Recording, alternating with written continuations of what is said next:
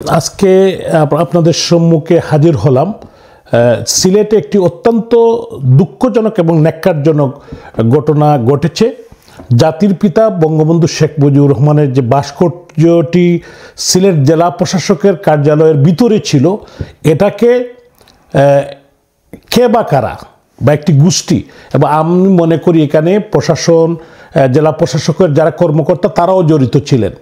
কারণ একটি সিকিউরড এলাকা কিভাবে, যেখানে সংবিধানে অন্তর্ভুক্ত জাতির পিতা বঙ্গবন্ধু শেখ মুজিবুর রহমান ছবি থাকবে, সেখানে আজকে যারা এখানে সিলেটে মতো আধ্যাত্মিক নগরী হযরত শাহজালাল শাহপরানের পূর্ণভূমিতে দীর্ঘ 6 মাস পরে আজকে যে আঘাত, এটা কিন্তু প্রবাসে এবং সিলেটে এবং বিশেষ করে বিবেকবান মানুষ যারা, বুদ্ধিজীবী, সুশীল সমাজ, সাধারণ মানুষ সবাই এর নিন্দা জানাচ্ছে।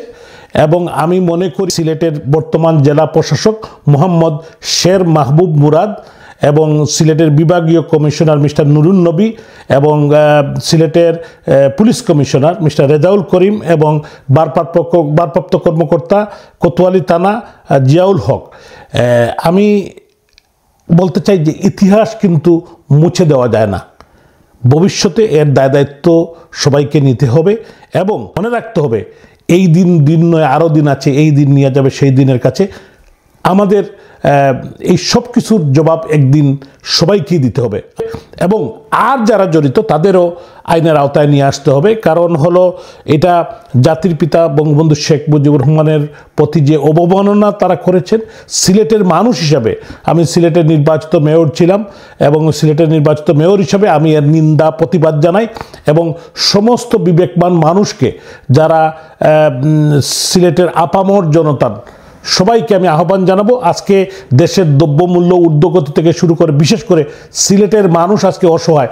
কোর্টে মানুষের বিনা বিচারে মানুষকে উপর নির্যাতন করা হচ্ছে, যারা বেইল নিতে চাচ্ছে তাদেরকে নির্যাতন। গতকালকে একজন কাউন্সিলর রেজওয়ান আহমদের উপর কোর্টে হামলা হয়েছে, 5 নম্বর ওয়ার্ডের কাউন্সিলর। কিছুদিন পূর্বে পূর্ব গৌরীপুর আওয়ামী লীগের প্রেসিডেন্টকে কোর্টের মধ্যে তারা আক্রমণ করেছে। এটা কোন ধরনের মানবাধিকার এবং কোন ধরনের ব্যবহার, এটা কিন্তু আজকে সিলেটের মানুষ হারে হারে টের পাচ্ছে। আজকে ছিনতাই, রাহাজানি, এটা তো আমাদের প্রাণের সিলেট এরকম ছিল না। আজকে কারা এটা করছে? আমি সমস্ত সিলেটের আমাদের আধ্যাত্মিক নগরীর সমস্ত মা বোন থেকে শুরু করে সবাইকে এই তীব্র নিন্দা জানানোর জন্য এবং প্রতিবাদ জানানোর জন্য, এই ঘৃণ্য জিনিস যেগুলো বর্তমানে ঘটছে তাদের জন্য প্রতিবাদ করার জন্য আমি আহ্বান জানাচ্ছি। আপনারা সবাই ভালো থাকবেন, সুস্থ থাকবেন। জয় বাংলা।